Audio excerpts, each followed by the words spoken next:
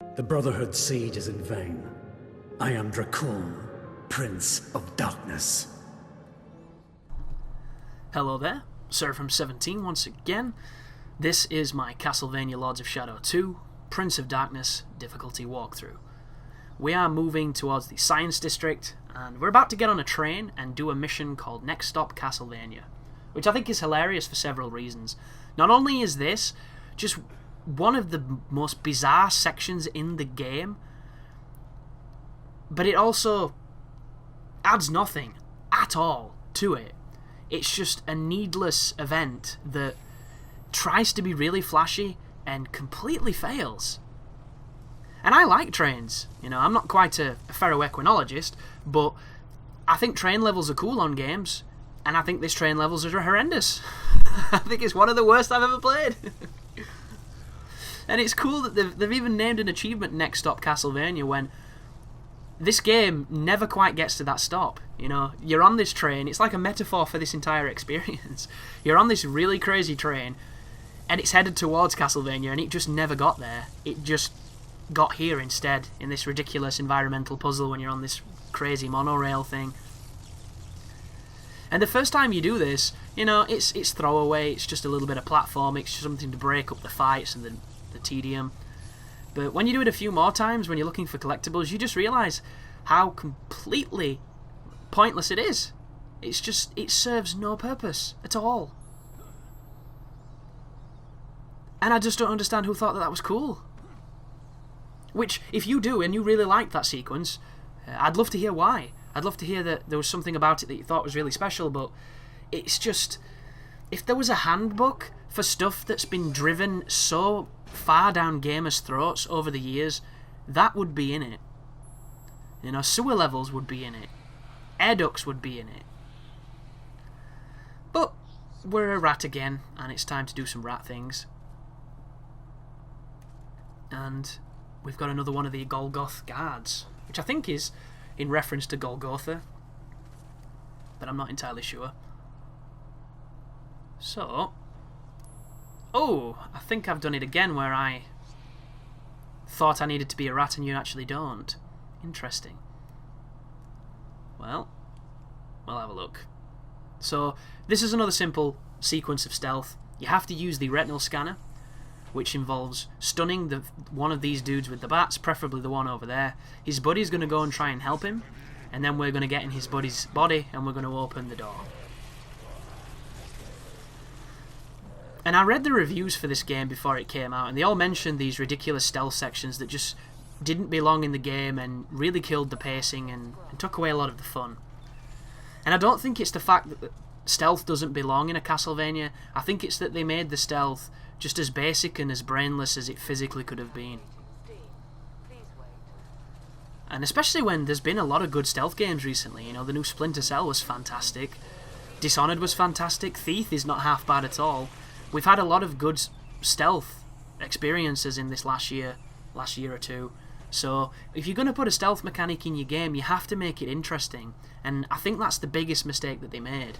The fact that they made it so just mind-bogglingly simple that a lot of the hate that it's getting is justified.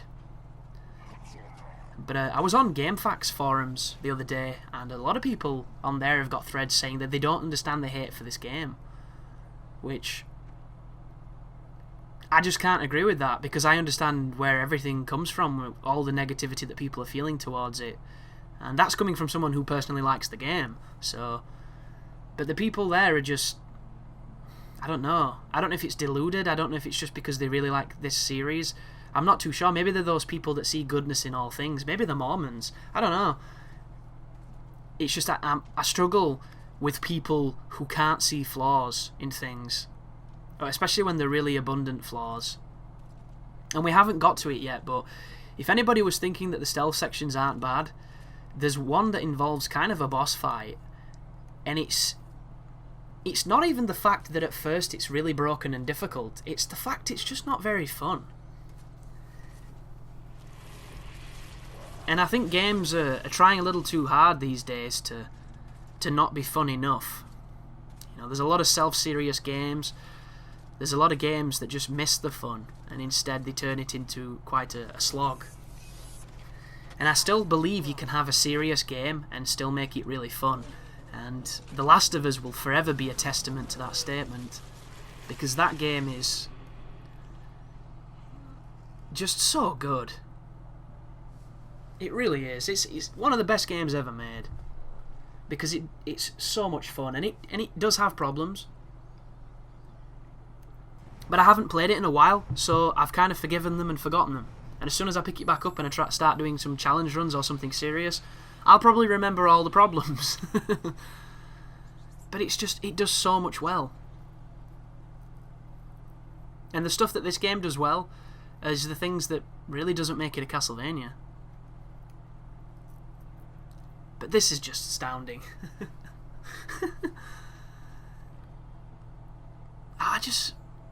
Why rats? It makes me speechless. And there's a lot of collectibles that involve playing as the rat, and they involve these sequences of not getting killed by environmental hazards. And it just I don't know what to say. I really don't know. I have no justification for these sequences. Like, I reckon these guards would have been pretty fun to fight. They would have been an enemy that I wouldn't have minded having a gun. It would have had a charge up, and it would have done massive damage, but you'd have dodged it and beat him up and built up your blood and, dodged his attack and beat him up. Maybe you'd have swung for you with your punch, with his spare hand if you were too close, and you could have sync blocked it and, just looped him and had a lot of fun, but we will never know because you never fight them. Instead, we just snuck onto a train, and we're going to be dodging ceiling lights, because Dracula is just a hound for climbing on trains. But you might recognise this monster. It's similar to the thing that beat you up at the beginning of the game. I'm not too sure if it's got a unique name, but that move there is completely blockable, and I don't know why I tried to dodge. But this arena is very small, so you want to be careful because it's quite tough to dodge effectively. A couple of things to bear in mind: this guy can spit at you like he did then. If he ever dodges to the side, he's going to do a running attack, which I think it can be blocked. Obviously, if it makes the unblockable sign, don't even bother. And I recommend getting quite comfortable at fighting that enemy, because it's going to become a common foe that's just chilling around, and you're going to be fighting two of them at the same time a lot. And the game recycles this formula a few times, where you'll fight a big boss like this. Oh, watch this. You're supposed to throw your bats at the guard, and I get two-pieced by this dude and he nearly kills me. And if you hit him with the bats, it skips to a cutscene, so you don't even have to get touched. But I got really unfortunate. And it was my own fault, because I was looking at the guard, I wasn't paying attention. But here goes Dracula, proving that, he's quite the gymnast and he's a big fan of Michael Bay. And then we can do some crazy platforming. And on this particular sequence, if you're not quick enough to get on top of the train, you will die. So you want to be as quick as you can, and as soon as you get on top, it's going to trigger this fancy little, oh no, he's almost there, ooh, just made it. And here is the light dodging sequence. So the first part is simple, you just have to climb down and then go into the train. But the second sequence is literally like something from Crash Bandicoot, only it doesn't control very well. Oh. And I think if it was in Crash Bandicoot, it'd control better, because those games always felt pretty good. But this room here is one of those strange cases where you spend quite a while trying to figure out what to do to get past this guy, and it turns out doing nothing is the solution. And he turns around, and then you bite him, or you get inside him. You Alex Mercer him, and then you can carry on. And I'm really curious as to what these people are, because they're just like faces in giant suits of armour. But this is probably my least favourite fight on the game, because the camera pulls out, and because of the motion blur, it made it very difficult to focus on what was happening. And I had quite a lot of trouble on this fight, mainly because I have very low life, so any hits will kill me, but also just, I can't see what's happening. And I sit literally 3 yards from my television. it's just not a great camera angle. They're trying to give you this sense of scale and, you know, this epicness, and all it ends up doing is making my eye strain much worse than it needs to be. So I'm not a fan of that fight, but luckily enough it's pretty simple stuff. And whenever you see the circle on the screen, it means it's saving. And it's hilarious that it saves so frequently in certain sections, and then in others it just doesn't. Like, you can literally have to redo 3 full rooms of queuing loading zones and killing normal enemies, yet on a sequence like that it's checkpointing literally every 10 seconds. And it's so confusing. Like, it feels like the castle bits of the game were designed by the Lords of Shadow team, and the future bits were designed by interns. It's really wonky. And this section, speechless. Just speechless.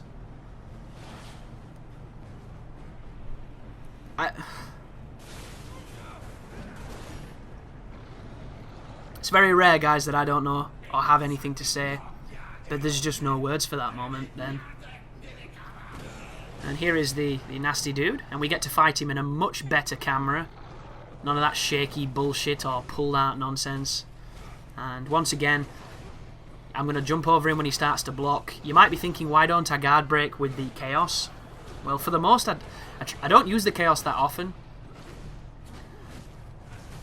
And also, I find on this game that whenever I use it, on the very next fight I need it.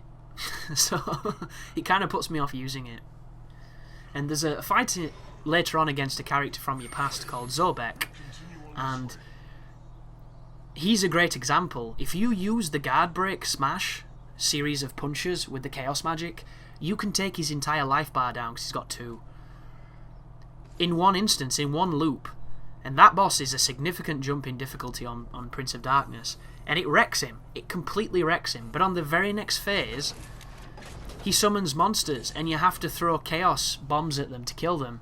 And if you don't, there's tons of these zombies that can grab you really easily. And I found a way to get out the grab as well, which I'm going to share with people. And they take off tons of life. Like, I died more to the little scruffy bastards than I did the boss, which... Oh, watch this, watch this!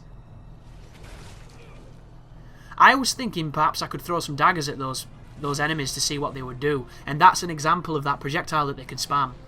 It's wicked fast, it almost never misses, and it knocks you over every time. So, you might notice that this guy's got a shotgun. The easiest way to fight the shotgun guy is to launch him when he shucks it like that. It will always launch them. Another good option is to spam your most powerful attacks on them, or to wait for them to go to shoot and then dodge them. There's a pretty flexible timing window to do so, but always focus on the gun guys first or they're going to give you trouble.